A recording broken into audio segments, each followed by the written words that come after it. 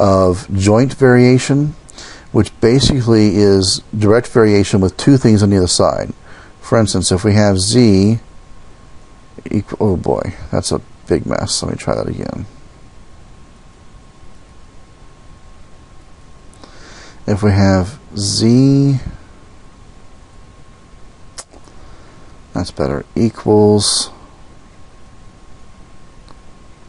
k x y. Okay, so this is kind of the same as z is directly proportional to x and directly proportional to y, but instead of having to restate them individually, since they're both directly, we can just say z is jointly proportional to x and y. Okay.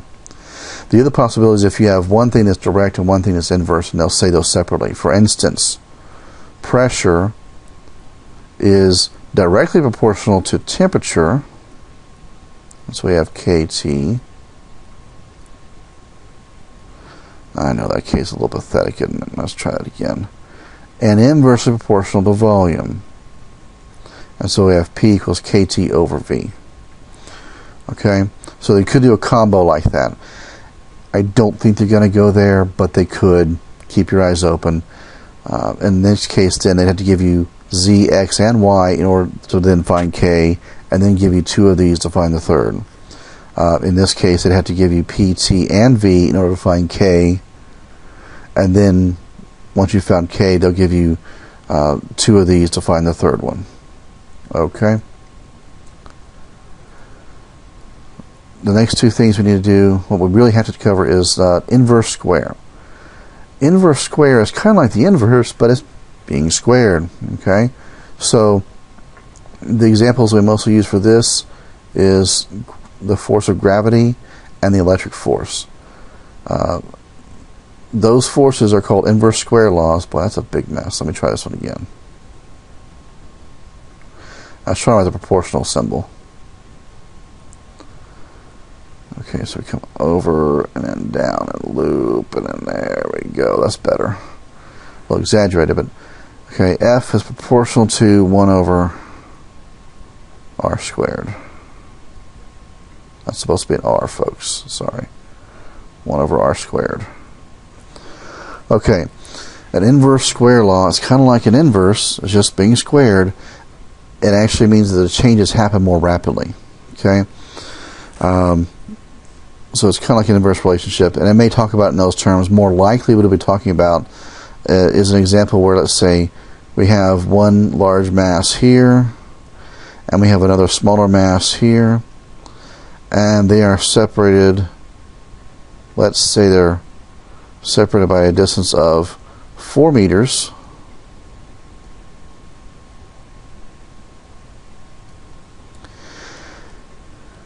And at that distance, the smaller mass experiences a 10 Newton force from the larger mass. Well, what if I... Ooh, that's a mess. Sorry, let's try this again. I was trying to draw another line out there. The what if is, what if I move that smaller mass to a position that is now twice as far? If I move it out to 8 meters.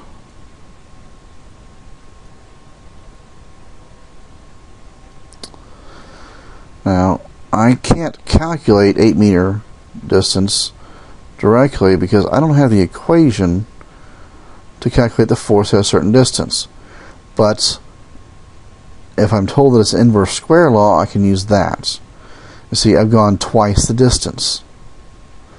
So what happens if I put an extra, if I put a 2 in there, a 2 inside with the R? Well, it's an inverse square, so it's 1 over. So instead of being 2, it's 1/2, and it's squared, that's 1/4. Well, 10 divided by 1/4, or so 10 times 1/4, or 10 divided by 4. Well, 10 divided by 2 is 5, so divided by 4 would be 5/2, or 2.5.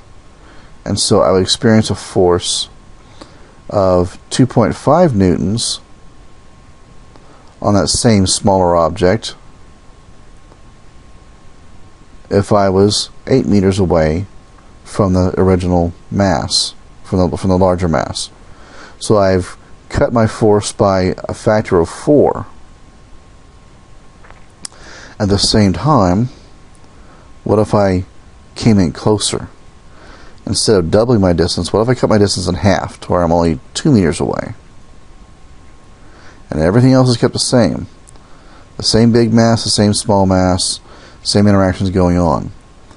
Well, now I've got half the distance, so 1/2 of r.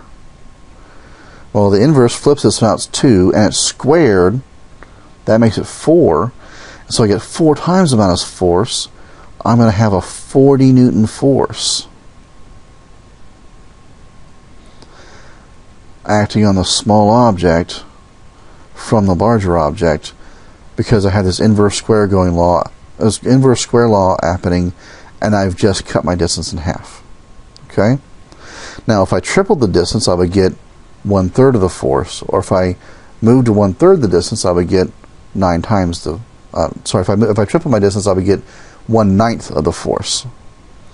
If I moved to 1/3 of a distance, I would get 9 times as much force. Okay, I'm still flipping it and squaring it. Okay. Okay, so that's inverse square law, and that covers what we absolutely have to do. I added in quadratic and square root myself, and well, quadratic is basically like a parabola. Okay, and we have those already. I'm going to go ahead and cover one of those real quick.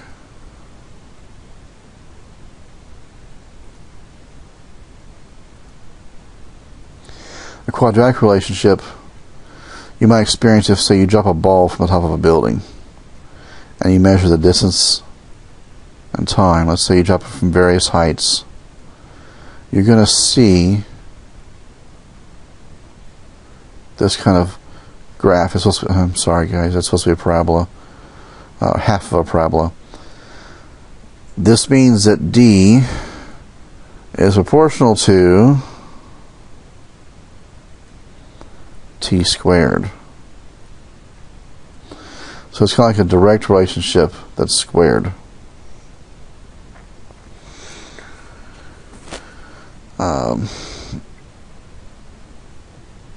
From here we could go on just like you would a direct relationship. Just like with the inverse square law, you could take that and move on to like you've been dealing with an inverse relationship.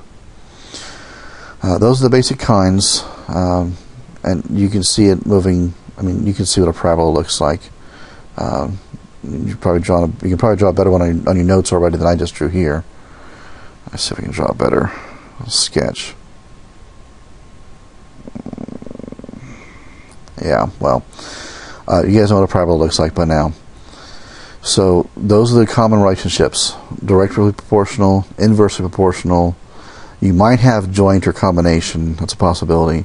The inverse square law, and then the quadratic relationship. In any cases, you just need to make those relationships. D with the D one, okay, again, it's just proportional, so to replace the proportional, you just have equals K T squared. And that's good enough for now. When we actually talk about motion, we'll talk about the actual values that go here. There's something specific that goes here, but we'll deal with that later. For now, we just need to know the relationship issues. And then you can still work it as you've worked on the inverse or the direct. That's what I've got. Hopefully that clarifies some of the issues from today. And I will see you in class on Friday.